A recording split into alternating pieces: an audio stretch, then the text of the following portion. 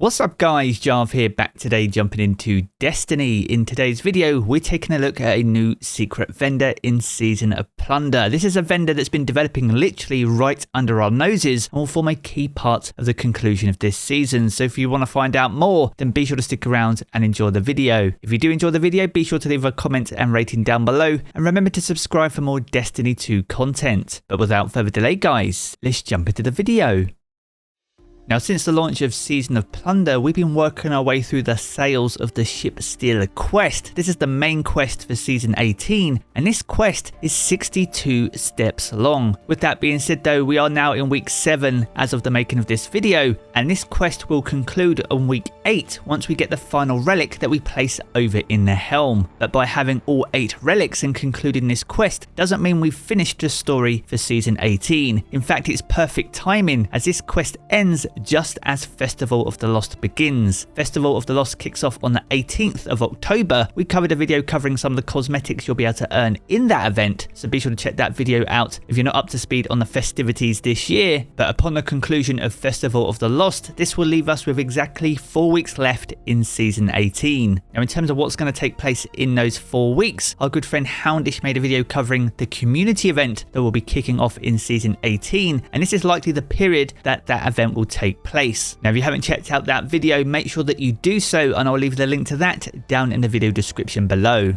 Now, as for the community event itself, for those eagle-eyed guardians amongst you, you would have noticed a community event tab at the beginning of Season 18 over in your triumphs. Now, one of these triumphs required us to investigate each of the Eliksni quarter improvements, and there were 7 improvements in total. Now, there are 2 other triumphs as well, but these records are still classified, so we'll need to wait till later in the season to find out what those requirements are. Now, the big question here is, why do we need to upgrade the Eliksni quarters? Well, in the final part of the season, there will be a new quest called A Rising Tide, and this will likely be the quest linked to the community event itself. Now, A Rising Tide lifts all boats is a very popular saying, and that's associated with the idea of an improved relationship that will benefit all participants. So with that in mind, could we see a very unlikely and uneasy alliance between Eramis and House Salvation and Misrax and House Light? Now, with Guardians having all 8 relics in their possession, alongside an unknown amount of power that we're waiting to unleash, is this enough to turn Eramis's head, and as a result form the alliance to help defend the last city, but also the Traveller against the approach of the Witness? Naturally, this is all speculation at this point, but be sure to let me know your thoughts down in the comments below. So that's a look at the main Season 18 quest, but also how the community event will kick off, and possibly why that may be the case. But as well as that, we'll also likely see a new vendor added to the game. A massive shout out to Hey Sora Park and JP Deathblade. I'll leave the links to their Twitters down in the video description below, but between them they've been able to reveal some interesting new vendor icons, but also how these can link back to the community event. Now, as we mentioned earlier, we get a new mission called A Rising Tide, which when we complete will allow us to get our hands on the Swashbuckler exotic ghost shell. This is currently visible on the database, and the image that you see here is directly from the Bungie press kit. Now, as we mentioned earlier in the video, one of the triumphs required us to inspect the 7 upgrades over in the Eliksni quarter, and it's with that in mind we actually get to see the 7 icons for all these upgrades. Now, I have placed all these icons in order from 1 to 7, so if you have any suggestions on what these unlocks could be, then make sure to sound off down in the comments below. Now, when it comes to unlocking these upgrades, we'll need to earn Captain's Coins, and once again, thanks to Hey Sora Park, we can see we need to earn these via Catch Crash and exhibitions, destination chests, lost sectors, public events, Dares of Eternity, and also the King's Fall raid. Now, as with any currency, we need to hand these into a new vendor, which we can find over in the Eliksni quarter, and I believe this vendor has been hiding literally under our noses. If we rewind all the way back to week 1, we can see the jukebox here over next to the bar. Now, since then, week over week, this has in fact been slowly changing, and if we have a look at this right now, we have 2 people even working on this, and even the music isn't playing in the same way. Now, this could purely be coincidental, and we could get an entirely new NPC added to the Eliksni quarter, or is a new vendor going to be talking to us via the jukebox, which has been completely overhauled with new fallen tech. Now either way, we'll need to hand in these captain's coins to the donation chests, and it's by working together as a community we'll be able to earn enough captain's coins to slowly unlock all the upgrades for the Eliksni quarter. Now as there are 7 upgrades in total and only 4 weeks left in the season when this event likely goes live, we can see that these unlocks are purely based on our progress and aren't locked out week over week. Now much like the free events that take place throughout the course of the year, there will be also new packages to earn which will be granted to us once we hand in enough captain's coins. In terms of what these packages actually contain, that is currently unknown, but I expect them to be very similar to things like solstice packages that we've had in the past. Now if the new vendor is indeed the jukebox, which is getting an overhaul, this throws me all the way back to Season of the Lost when we had Bridge Watch, where the bridge to the exorcism of Salvatori was slowly growing week over week. Are we officially now on Jukebox Watch in Season 18? Be sure to let me know your thoughts down in the comments below.